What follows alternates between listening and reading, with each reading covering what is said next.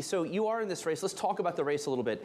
The first important deadline coming up is August 13th, where the ARC filing, the SEC is either going to delay it, which we think they'll probably delay it, and then BlackRock is later. You filed before BlackRock, but BlackRock came in with the surveillance sharing agreement with Coinbase. That was novel, right?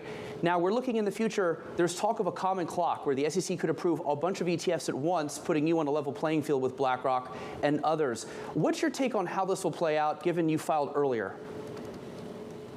I think you're probably right that August 13th will come and go, and I think the SEC, if it's going to approve a Bitcoin ETF, will approve more than one at once.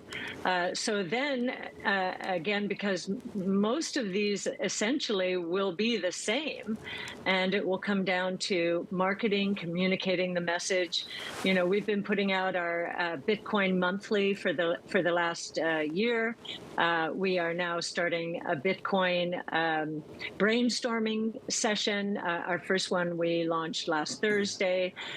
So we're trying to get the word out there that our research is deep.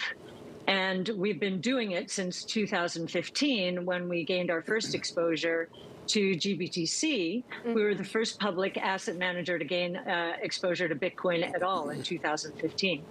That's exactly where I want to go. The Grayscale Bitcoin Trust, known by its ticker GBTC. If you look at ARKW, for example, your ARK Next Generation Internet ETF, right now I see GBTC as the third largest holding. If we are in a situation where the SEC does give its blessing for a spot Bitcoin ETF, would you plan to sell out of GBTC and buy one of these physically backed funds?